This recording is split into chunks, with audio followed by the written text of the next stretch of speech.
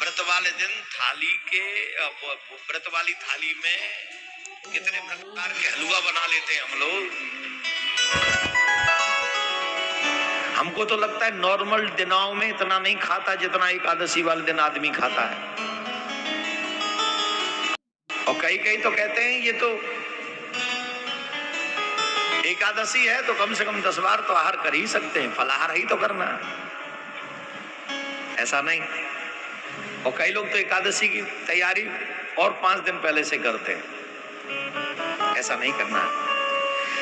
जब किशोरी जी ने कहा, हे गोपियों, श्री कृष्ण को एकादशी का व्रत बहुत प्रिय है, इसलिए हर मनुष्य को एकादशी का व्रत करना चाहिए।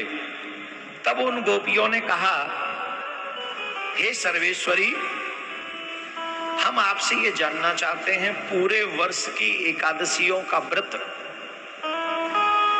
उनका नाम क्या है, उनका फल क्या है, और एकादशी का व्रत किस भाव से करना चाहिए, ये कृपा करके हमको बताइए।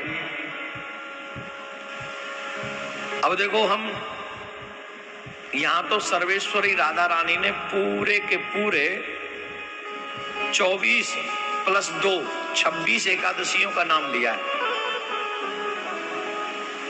हम आपको श्लोकों के माध्यम से ये सुना देते हैं, वो आप सुन लें। उत्पत्तस्य तथा मोक्षम सफलात च सत्तत्परम पुत्रदा सटतिला चेव जया च विजया तथा आमल की ततः पश्चात् नामना वै पापमोचनी कामदाह च तत्पश्चात् कथितः वै वरुथनी मोहनी चापरा प्रोक्ता निर्जला कथिता ततः योगी च तत्परम पवित्रा जाव्यजा पद्मा इंद्रा च तत्परम पाप पुंसा रमा चैव तत्पश्चात् प्रबोधिनी सर्व संपद प्रदा चैव द्वै प्रोक्ते मलमा सजे। ये पूरी 26 एकादशियों का नाम है इन श्लोकों में। हिंदी अनुवाद में तो पूरे हैं ही, पर एक विशेष बात जो किशोरी जी ने कहा वो ये बात है, जो इन सभी एकादशियों के नाम एवरीडे जाप करता है, उन्हें सभी एकादशियों के पुण्य को प्राप्त करने का अवसर प्राप्त होता है, जो जाप करे बस।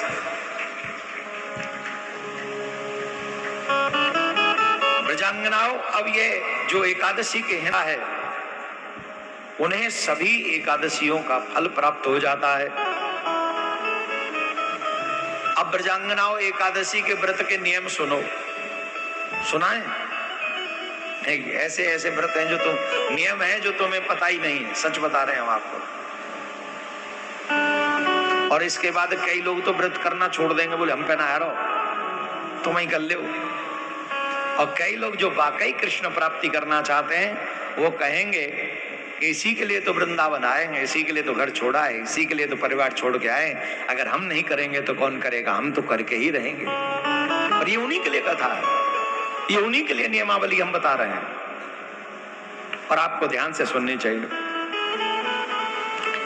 किशोरी जी कहती हैं, दशमी की रात्रि से ही अन्न का त्याग कर दे, मतलब दशमी को एक समय ही भोजन करना चाहिए, और रात्रि में, दशमी की रात्रि में जितेंद्रिय रहे, अपनी इंद्रियों पर विजय प्राप्त करे, और उस रात्रि में भी भूमि पर शयन करे, जल भी एक ही बार पिए, धुला हुआ वस्त्र पहने, मन से अत्यंत निर्मल होकर ब्रह्म मुहूर्त में उठकर एकादशी को श्री हरि के चरणों में प्रणाम करे। तदनंतर शौचालय से निवृत्त हो स्नान करे। कुएं का स्नान सबसे निम्न कोटि का माना गया है, मध्यम कोटि का माना गया है, तथा पोखरे का स्नान और नदी का स्नान उत्तम स्नान माना गया है। मतलब आपको उस दिन जमुना जी में ही स्नान करना चाहिए। जो लोग ब्रजवास करते हैं, जो यहाँ आसपास में है, माट के तो कोने पे जमुना जी है, तो जमुना जी में स्नान करना चाहिए। नदी का स्नान सबसे उत्तम स्नान माना गया है। इस प्रकार स्नान करने के पश्चात क्रोध लोभ का त्याग करके उस दिन, देखो सुनो, आहा हा, व्रत का मतलब है कुछ नियम पालन करें। हालांकि नियम कठिन है, लेकिन करने में कोई हर्ज नहीं। नियम क्या है? नीच लोगों का संग न करे। नीच माने जो दूसरे का बुरा करते हो वो नीच है। जो दूसरों से द्वेष करते हो, उनके बुराई चाहते हो, ऐसे ही लोग जो नीचे गिर गए हो वही नीचे। जो झूठ बोलने वाले हैं उनका संग न करे। संग न करे 10वीं से लेकर द्वादशी तक। अगम्य स्त्री का संग करने वाले, समागम करने वाले का संग न करे।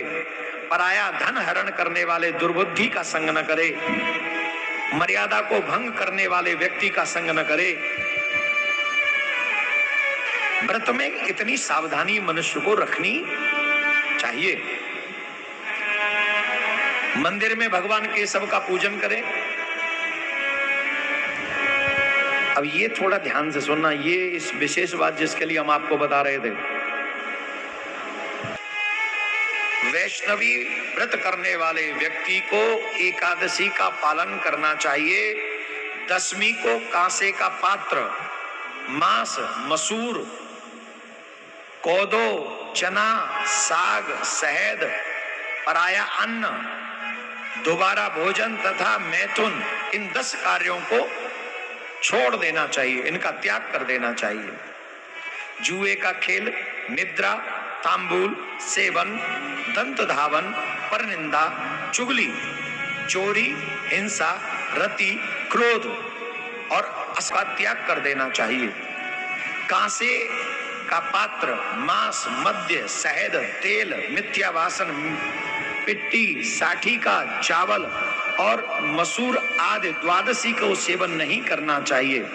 इस विधि से जो मनुष्य व्रत करता है उसे उत्तम एकादशी का व्रत कहा गया।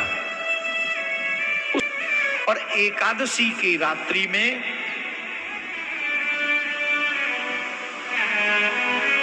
जागरण करना चाहिए, सोना नहीं चाहिए। दिन की तो बात ही छोड़ दो, रात्रि में नाम पद कीर्तन गाना चाहिए। एकादशी के दिन रात्रि में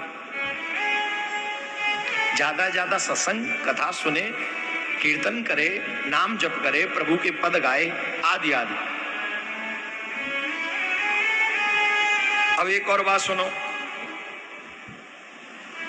कईयों में यह संशय रहता है कि द्वादशी को व्रत हम क्यों करें।